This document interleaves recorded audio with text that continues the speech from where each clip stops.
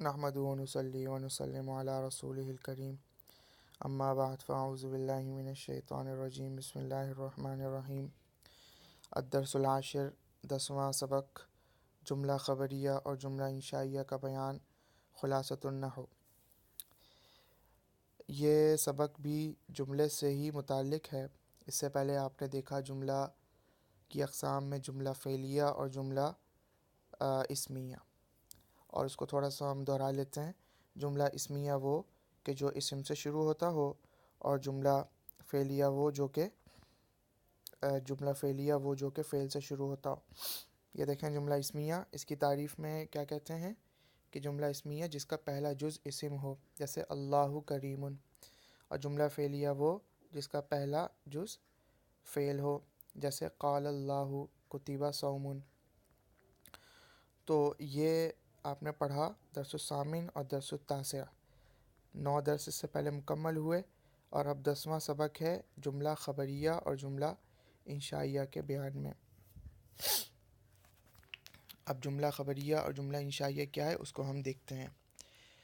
تعریف میں کہتے ہیں جس جملے کو سچا یا جھوٹا کہا جا سکتا ہو اسے جملہ خبریہ کہتے ہیں یا خبر کہتے ہیں۔ اس کو آپ صرف جملہ خبریہ ہی یاد کریں، جیسے زید عالم۔ اب اس کی تعریف کیسے اس پہ صادق آتی ہے اس مثال پر کہ زید عالم کا مطلب ہے زید ایک عالم ہے، اور اس کی آگے مثال ہے جاء بکر، کہ بکر آیا۔ ابھی 2 جملے ہیں، ایک جملہ اسمیہ ہے شروع میں، جملہ زید عالم جملہ اسمیہ، اور جاء بکر جملہ فعلیہ۔ اب یہ 2 جملے ہیں اور یہ دونوں جملے جملہ خبریہ ہیں۔ یہ ہمیں کیسے پتہ چلے گا؟ یعنی ان دونوں جملوں کو آپ ان کا انکار بھی کر سکتے ہیں اور ان کی تصدیق بھی کر سکتے ہیں، کہ ایک شخص ہے جس کا نام زید ہے اور آپ اس کو جانتے ہیں اور وہ عالم بھی ہے، تو جب آپ کے سامنے اس کا تذکرہ ہوگا تو آپ جو ہے اس کے متعلق آپ سے کہا جائے کہ وہ عالم ہے، تو آپ اس کی تصدیق کر سکیں گے، ہاں بھائی وہ عالم ہے۔ اور اگر آپ جانتے ہیں زید ایک ایسا شخص ہے جو کہ عالم نہیں ہے، لیکن آپ کے سامنے اس کا تذکرہ کیا گیا کہ وہ عالم ہے، تو آپ اس کی تکذیب کر سکیں گے، یعنی کہ اس کو جھٹلا سکیں گے کہ نہیں بھائی اس کو تو میں جانتا ہوں اچھے سے، وہ عالم نہیں ہے بلکہ وہ ایک ڈاکٹر ہے۔ تو غرض جس جملے کو جھٹلایا جا سکتا ہو یا تصدیق کی جا سکتی ہو وہ جملہ خبریہ ہوتا ہے۔ جاء بکرن کی مثال لیں، بکر آیا، آپ کے گھر میں دعوت تھی، بکر کو آپ نے بلایا ہوا تھا اور بکر نہیں آیا، لیکن اگلے دن ایک شخص جو کہ آپ کے گھر کا فرد ہے، آپ کے گھر کے فرد نے آپ سے کہا کہ بکر آیا تھا، تو آپ فوراً سے جھٹلا سکتے ہیں کہ بھائی وہ نہیں آیا تھا، اور اگر آیا تھا تو آپ کہہ سکتے ہیں ہاں بھائی وہ آیا تھا۔ تو جس الغرض اردو میں آپ یوں سمجھیں کہ جس جملے کو جو بھی بات آپ کے سامنے کی جا رہی ہو اور اس کو اگر آپ ہاں یا نہ کے ذریعے سے سچا یا جھوٹا کہہ سکتے ہوں تو وہ جملہ خبریہ ہوتا ہے۔ اس کے مقابلے میں جملہ انشائیہ ہوتا ہے۔ اس کی تعریف ہے جس جملے کو سچا یا جھوٹا نہ کہا جا سکتا ہو اسے جملہ انشائیہ یا انشاء کہتے ہیں۔ مثال دیتے ہیں اس کی، من ہوا حل ذہب خالد۔ من ہوا مثال جو ہے جملہ اسمیہ کی ہے، حل ذہب خالد مثال جملہ فعلیہ کی ہے۔ من ہوا کا مطلب ہے وہ کون ہے، حل ذہب خالد کا مطلب ہے کیا خالد جا چکا۔ تو اب یہاں دیکھیں من ہوا ایک سوال ہے، یوں سمجھ لیجئے کہ جب بھی کسی قسم کا سوال کیا جائے، کسی بھی جملے میں سوال کیا جائے تو وہ ہمیشہ جملہ انشائیہ ہوتا ہے۔ جملہ ہمیشہ وہ انشائیہ ہوتا ہے، چونکہ اس میں مثال انہوں نے سوال کی دی ہے، تو یہاں سے آپ اس قاعدے کو ہمیشہ کے لیے یاد رکھ لیں کہ عربی زبان میں کسی بھی قسم کے سوال کو آپ جملہ انشائیہ کہتے ہیں، اور اس کی اقسام ہے وہ نیچے ذکر کی جائیں گی۔ تو پہلے اس کو سمجھ لیں کہ من ہوا کا مطلب ہے کہ وہ کون ہے۔ اب یہ ایک سوال ہے، اس کے جواب میں ہاں یا نہ نہیں کہا جا سکتا، بلکہ آپ ایک ہی جواب دیں گے، اس کا جواب آپ ایک ہی دیں گے، یعنی کہ یا تو آپ ہاں میں دیں گے یا تو نا میں دیں گے، لیکن آپ یہ نہیں کہہ سکتے کہ یہ سوال کرنے والا یا یہ جملہ کہنے والا شخص جھوٹا ہے یا یہ بات کہنے والا جھوٹا ہے، چونکہ اور سچ کی جھوٹ اور سچ کا جو تحقق ہوتا ہے، جو جھوٹ اور سچ کا جو لیبل لگتا ہے وہ ایسے جملے پر لگتا ہے جو جملہ ماضی سے متعلق ہو۔ زمانہ ماضی سے متعلق کوئی بات کی جائے گی تو یا تو آپ کہیں گے ہاں بھائی یہ بات سچ ہے، یا تو آپ کہیں گے ہاں بھائی یہ بات غلط ہے۔ لیکن ایسی بات جس کا ابھی وجود ہی نہیں، یعنی من ہوا کہ وہ شخص کون ہے کہ سوال کیا جا رہا ہے، تو یہ تو ایک سوال ہے، اس کے جواب میں یا تو آپ کہیں گے کہ وہ شخص ایک عالم ہے یا آپ کہیں گے وہ شخص ایک عام انسان ہے، لیکن آپ یہ نہیں کہہ سکتے کہ یہ سوال کرنے والا شخص جھوٹ بول رہا ہے۔ اب اس کی اقسام دیکھ لیجئے، جملہ انشائیہ کی اقسام۔ جملہ انشائیہ کی کتنی اقسام ہیں وہ ذکر کریں گے۔ پہلی قسم ہے اس کی جس میں انہوں نے لکھا ہے کہ کئی اقسام ہیں، اس میں سے بعض قسمیں یہ ہیں، یعنی اس کی بہت سی اقسام ہیں لیکن جو مشہور ہیں وہ انہوں نے یہاں پر ذکر کر دیں، جس میں سب سے زیادہ جو مشہور ہے وہ امر ہے۔ امر آپ پڑھ چکے ہیں، فعل امر شاید آپ نے بھی نہیں پڑھا لیکن آپ پڑھ لیں گے۔ فعل امر کے جتنے بھی صیغے ہوتے ہیں وہ ہمیشہ جملہ انشائیہ ہوتے ہیں۔ امر یعنی وہ جملہ جس میں کسی کام کا حکم دیا گیا ہو۔ یاد رکھنے کی چیزیں ہیں، یہ اقسام جتنی بھی ذکر کی جائیں گی یہ ساری کی ساری وہ اقسام ہیں، جب بھی یہ جملے میں آئیں گی تو آپ کہیں گے کہ یہ جملہ انشائیہ ہے۔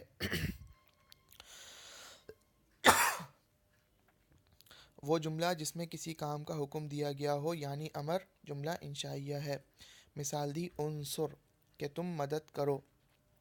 اس بات کو آپ نہ تو جھٹلا سکتے ہیں نہ آپ اس کی تصدیق کر سکتے ہیں، بلکہ اس کے جواب میں آپ کو وہ کام کرنا پڑے گا جس کا حکم دیا جا رہا ہے۔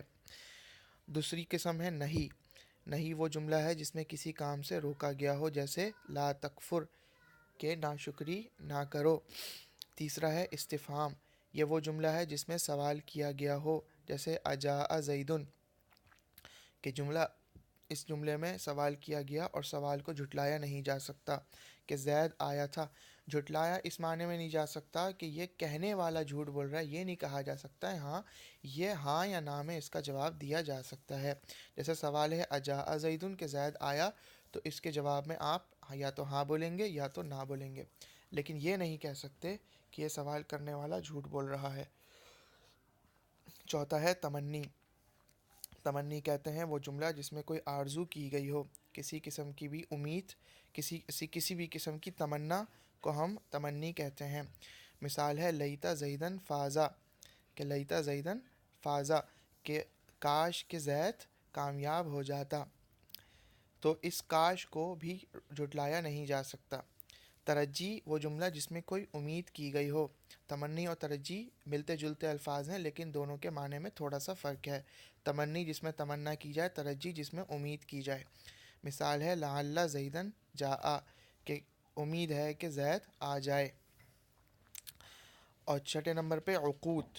عقود وہ جملے جن سے کوئی عقد کیا جائے۔